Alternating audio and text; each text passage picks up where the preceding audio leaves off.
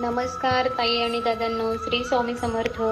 प्रभू श्री रामाचा जन्मोत्सव म्हणजे रामनवमी. तर यंदा 2026 मध्ये रामनवमी नक्की 26 मार्चला आहे की 27 मार्चला, याबद्दल अनेकांच्या मनामध्ये भ्रम आहे. आजच्या या व्हिडिओमध्ये आपण शास्त्रानुसार नेमकी तारीख, पूजेचा मुहूर्त आणि उपवासाचे नियम सोप्या भाषेत समजून घेणार आहोत. त्यामुळे व्हिडिओ शेवटपर्यंत नक्की पहा. चैत्र शुक्ल प्रतिपदेपासून ते नवमी पर्यंतचा जो काळ असतो त्याला राम नवरात्र म्हणून सुद्धा ओळखलं जातं, ज्याला आपण चैत्र नवरात्री म्हणतो. या चैत्र नवरात्रीमध्ये आपण कुलदेवीची तर सेवा करतो, पण या राम नवरात्रीमध्ये रामायणाचे पठण करण्याला सुद्धा खूप जास्त महत्व आहे. आणि गुढीपाडवा ते श्रीरामनवमी, श्रीराम रक्षा जी आहे ती सुद्धा सिद्ध केली जाते. श्रीराम रक्षा कशी सिद्ध करावी बघा. यंदा अनेक पंचांगामध्ये 2 तारखा दिसत असल्या तरी शास्त्रानुसार 26 मार्च 2026 गुरुवार रोजीच रामनवमी साजरी करणे योग्य आहे. बघा, रामनवमीची मुख्य पूजा दुपारी केली जाते. यावर्षी पूजेचा सर्वात शुभ मुहूर्त सकाळी 11:13 ते दुपारी 1:41 पर्यंत असेल. या 2.5 तासाच्या काळात तुम्ही राम जन्मोत्सव आणि षोडोपचार पूजा करू शकता. प्रभू श्रीरामांचा जन्म हा 12:39 झालेला आहे. मग 11:48 नंतर नवमी तिथी सुरू होते. म्हणून आपल्याला तिथीनुसार आणि तारखेनुसार सुद्धा आपल्याला 26 तारखेलाच रामनवमी साजरी करायची आहे. आता जाणून घेऊया रामनवमी कशी साजरी करावी.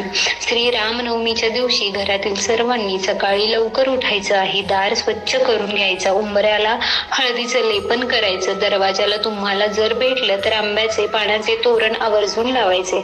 सकाळी लवकर देवपूजा करून घ्यायची आहे. शक्य झालं तर सकाळी उगत्या सूर्याला अर्घ्य द्यायला सुद्धा विसरू नका. देवपूजा करताना प्रभू श्रीरामाची पूजा करून घेतली तरी सुद्धा चालेल. आणि दुपारी मध्याह्नकाळी म्हणजे 12:41 किंवा 12:40 त्या वेळेला तुम्ही अजून एक वेळा म्हणजे त्यांचा जन्म साजरा करून त्यांना नैवेद्य वगैरे दाखवला तरी सुद्धा चालतो. किंवा तुम्ही दुपारी डायरेक्ट 12:39 पूजा केली तरी सुद्धा चालू शकते. तुमच्या मनावर आहे. तर सकाळी देवपूजा करताना तुमच्या देवघरामध्ये प्रभू श्री रामचंद्रांची मूर्ती वगैरे तुमच्याकडे असेल तर त्यावर अभिषेक करून घ्यायचा आहे. अभिषेक करत असताना श्रीराम जय राम जय जय राम, श्रीराम जय राम जय जय राम या मंत्राचा जप तुम्ही करू शकता. किंवा पुरुष सूक्त म्हणून प्रभू श्री रामचंद्रांच्या मूर्तीवर तुम्ही अभिषेक करून घेऊ शकता. मूर्ती तुमच्याकडे नसेल, तुमच्याकडे फोटो आहे तर तो फोटो सकाळी देवपूजा करताना स्वच्छ पुसून घ्यायचा आहे. किंवा बाळकृष्ण यांची मूर्ती देखील तुम्ही घेऊ शकता. तुम्ही स्पेशल पूजा मांडणी करत असाल तर एखादा चौरंग किंवा पाट घ्यायचा आहे. सुरुवातीला जिथे आपण पूजा मांडणी करणार आहोत ती जागा स्वच्छ पुसून घ्यायची आहे. त्या जागेवर फरशीवर एखादं स्वस्तिक काढायचं. त्यावर हळद कुंकू अर्पण करायचं. त्यावर चौरंग किंवा पाट ठेवायचा. त्यावर पिवळं वस्त्र अंतरायचं आणि प्रभू श्रीरामांचा फोटो तुमच्याकडे असेल तर भिंतीला टेकून फोटो ठेवायचा. आणि तुमच्याकडे मूर्ती सुद्धा असेल तर त्या फोटोच्या समोर तुम्हाला मूर्ती ठेवायची आहे. ही सकाळची पूजा तुमची पूजा झाल्यानंतर इथे तुम्ही ठेवून घेऊ शकता. आणि दुपारी 12:39 आपल्याला प्रभू श्रीरामांचा जन्म करायचा आहे. मग दुपारी 12:39 काय करायचं, तुमच्याकडे जर पाळणा असेल आणि मूर्ती असेल तर पाळणा त्या फोटोच्या समोर ठेवायचा आणि त्या पाळण्यात तुम्ही मूर्ती ठेवू शकता. आणि पाळणा हलवत जर तुम्हाला प्रभू श्रीरामांचा जन्माचा पाळणा म्हणता येत असेल किंवा तुम्ही युट्यूबवर जरी पाळणे टाकले तर तुम्हाला येऊन जातील. 5 पाळणे म्हणून श्री प्रभू रामांचा जन्म तुम्ही करू शकता. बाकी पाळणे वगैरे काही नसेल तर दुपारी 12:39 देवासमोर दिवा लावायचा. जिथे आपण पूजा मांडणी केलेली आहे तिथे सुद्धा दिवा धूप दीप लावायचे. प्रभू श्रीरामांना धूप दीप फूल हार हे जे काही तुमच्याकडे आहे ते सगळं अर्पण करायचं आहे. आणि प्रभू श्रीरामांचा आवडता नैवेद्य म्हणजे खीर. प्रभू श्रीरामांना खीर खूप प्रिय आहे, त्यामुळे तांदळाची खीर तुम्ही बनवू शकता. त्यावर तुळशीपत्र ठेवून प्रभू श्रीरामांना खीरीचा नैवेद्य तुम्ही दाखवू शकता. तांदळाची खीर तुम्हाला बनवणं शक्य नसेल तर तुम्ही शेवयाची बनवली तरी सुद्धा चालेल, पण ट्राय करा की तांदळाची बनवावी. आणि तांदळाची शेवयाची दोन्हीही शक्य नसेल तर किमान बासुंदी बनवून त्यांना नैवेद्य तुम्ही दाखवू शकता. आणि हे तेही शक्य नसेल तर शिरा बनवून शिऱ्याचा नैवेद्य प्रभू श्रीरामांना तुम्हाला दुपारी 12:39 दाखवायचा आहे. श्रीराम जन्म झाल्यानंतर तुम्हाला श्रीराम रक्षा शक्य झालं तर 11 वेळा म्हणायचं आहे आणि 11 वेळा शक्य नसेल तर किमान 1 वेळा तरी श्रीराम रक्षेचं तुम्हाला दुपारी 12:39 नंतर पठण करायचं आहे. या दिवशी शक्य झालं तर रामायण सुद्धा तुम्ही वाचू शकता किंवा मोबाईलवर टीव्हीवर लावून तुम्ही घरामध्ये ऐकू शकता. या दिवशी आवर्जून श्रीराम रक्षा स्तोत्र 11 वेळा जरी आपण म्हटलं किंवा ऐकली तरी चालेल. तरी तसेच मुलांकडून सुद्धा रामरक्षा पाठ करून घ्या. त्यानंतर मारुती स्तोत्राचं अवश्य पठण करावं किंवा मारुती स्तोत्र ऐकावं किंवा तुम्ही हनुमान चालीसा म्हटली किंवा हनुमान चालीसा ऐकली तरी सुद्धा चालतं. तसेच रामनवमीच्या दिवशी श्रीराम जय राम जय जय राम या मंत्राचा जितका जमेल तितका जप करा. या मंत्रासाठी कोणतेही कडक नियम नाही. तुम्ही सुतकात असाल किंवा मासिक धर्मात असाल तरीही मनातल्या मनात हा जप करू शकता. तसेच प्रभू श्रीरामांची कृपा मिळवण्यासाठी श्रीराम स्तुती करणे अत्यंत महत्वाचे आहे. बघा, श्रीरामनवमीच्या दिवशी उपवास सुद्धा ठेवला जातो. बघा, या दिवशी संपूर्ण 8 प्रहर उपवास केला जातो, म्हणजे 24 तासाचा उपवास केला जातो. म्हणजे दिवसभर उपवास करायचा आहे. उपवासाचे पदार्थ तुम्ही खाऊ शकता. चहा, दूध, ज्यूस, फळ तुम्ही घेऊ शकता. आणि दुसऱ्या दिवशी म्हणजे दशमीच्या दिवशी सकाळी जिथे आपण पूजा मांडणी वगैरे केलेली आहे त्याची उत्तर पूजा करून तुम्हाला जो रामनवमीचा उपवास तुम्ही धरलेला आहे तो सोडायचा आहे. दुसऱ्या दिवशी उत्तर पूजा करण्यासाठी जिथे पूजा मांडणी केलेली आहे तिथे दिवा लावायचा, धूपबत्ती ओवाळून घ्यायची, नंतर दूध साखरेचा किंवा एखाद्या फळाचा किंवा साखरेचा नैवेद्य दाखवायचा आणि त्यानंतर जागच्या जागेवर जे फोटो मूर्ती आहे ते तुम्हाला उचलून ठेवायचे आहे. आणि मग त्यानंतर तो जो नैवेद्य तुम्ही काही उत्तर पूजा करताना दाखवलेला असेल तो घरातील सर्वांनी सुरुवातीला ग्रहण करायचा आणि त्यानंतर सात्विक जेवण बनवून वरण, भात, भाजी, पोळी ज्यामध्ये कांदा, लसूण नसेल असा स्वयंपाक बनवून तो खाऊन तुम्हाला श्रीरामनवमीचा उपवास जो आहे तो दशमीला म्हणजे दुसऱ्या दिवशी 27 तारखेला सोडायचा आहे.